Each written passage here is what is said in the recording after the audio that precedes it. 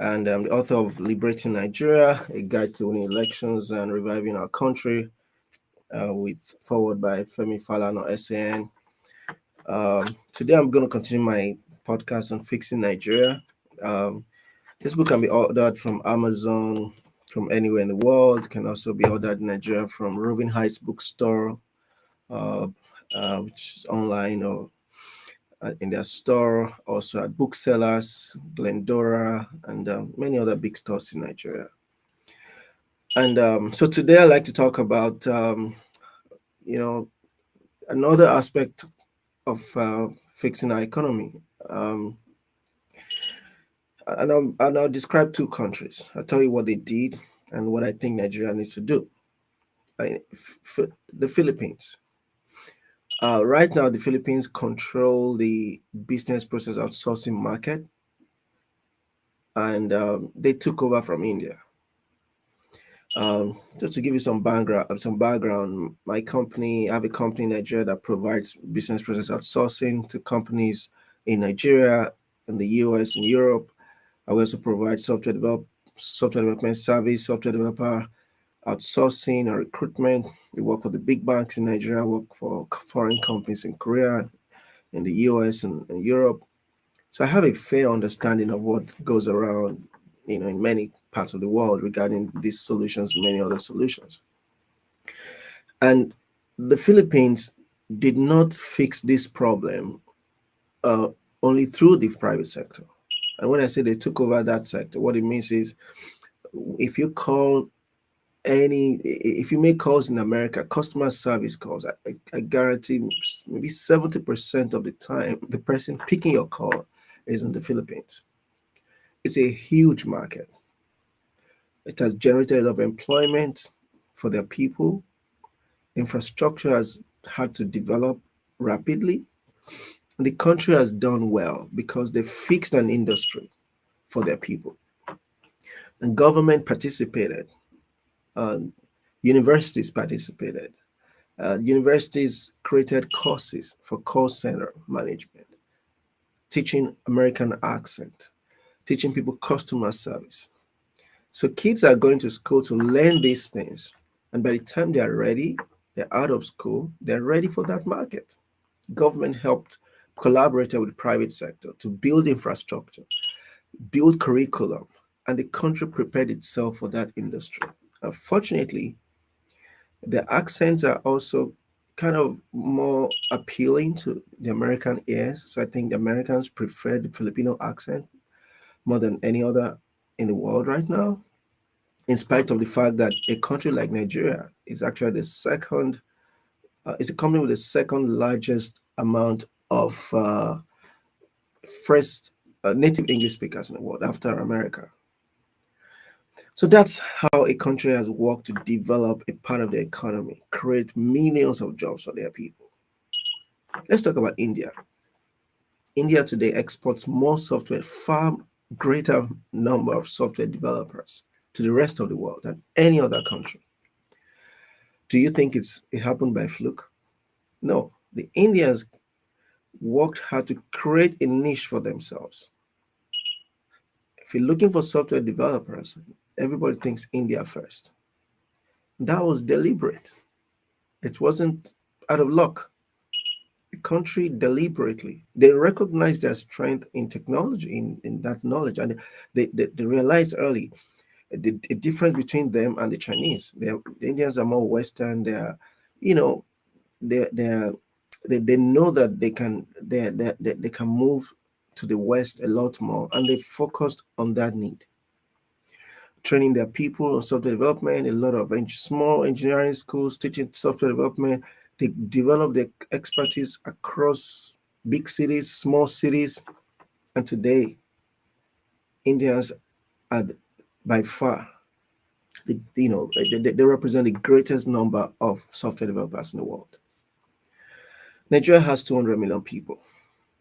I mean, I don't know, so they say. We don't really know because these are numbers that are coming from the West. I don't really know if we're 200 million or not. But let's assume we have about 200 million. What are we doing to get our people ready what are we doing to get our people ready for the emerging markets? I'm talking about how do we meet the needs around the world? How do we meet technical needs? How do we meet staffing needs around the world?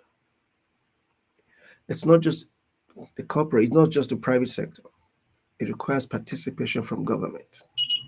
We need to talk to our presidential aspirants. How are you going to help to improve skills? What area? They need to be specific. Enough of saying, oh, we're going to build skills will help. No. What area is Nigeria going to focus on?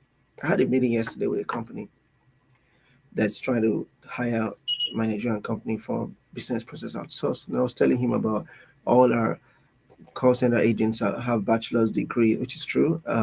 Telling them that English is first language for us in Nigeria, which is true. But I also highlighted the fact that our biggest strength in my own company is our tech specialization. So tech support is an area of strength for us. Can we outcompete the Filipinos in regular customer service support? Very difficult. I don't want to say no, but it's very difficult. But in the area of tech support, which the Indians are doing very well, we certainly can outcompete the Filipinos. But Nigeria has to identify a niche area and build expertise, help states, help private sector, create collaborations that can fix this problem. We also have to work with the universities, with the polytechnics, to understand the need of the industries. It's not about just graduating people with first class 2-1, courses like zoology, um, Yoruba language, courses like for linguistics. There's so many courses in Nigeria where it's difficult for them to find jobs related to those courses. And I think it's important, when you identify those courses, to find other skills, to teach them other skills, or to give them opportunities to learn other skills. Many of them have to pick things along the way by themselves. But can we make a deliberate policy to provide additional skills so that people have a choice? If I'm studying zoology and I don't have a chance to go into big level zoology research after school, what else can I really do? Nigeria needs to identify core areas where we can improve capacity for our people. Now, I don't know if you're aware that there is massive gap, not just in Nigeria, but all around the world, in terms of companies needing experts and not finding even low skill jobs like call center agents. It's difficult to find competent hands everywhere, even though it's not a high skill job.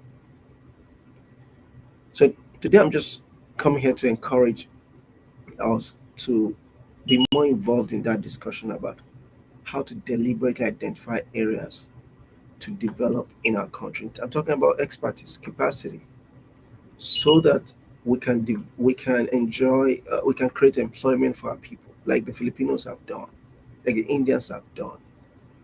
We need to create employment for our people. It will reduce crime, it will improve our economy, and to make life easier for everybody. I'm a Nigeria centric person, like many of you know. I am also crazy about creating jobs. But the biggest motivation for me in business is creating jobs. So I think we need to have more discussions about this. We need our leaders, our political aspirants to discuss how they can do something similar to what the Filipinos did in the business process outsourcing industry, how they can also do something similar with what the Indians did in the tech space. I think that's all I have to talk about today. Until I come your way again, I want to wish you a wonderful weekend. I I hope you can make comments, make contributions. You can follow me on LinkedIn, Twitter, Facebook, and if you want to order my book, it's on Amazon. It's on Roving Heights, Nigeria, Liberating Nigeria. It's also at booksellers.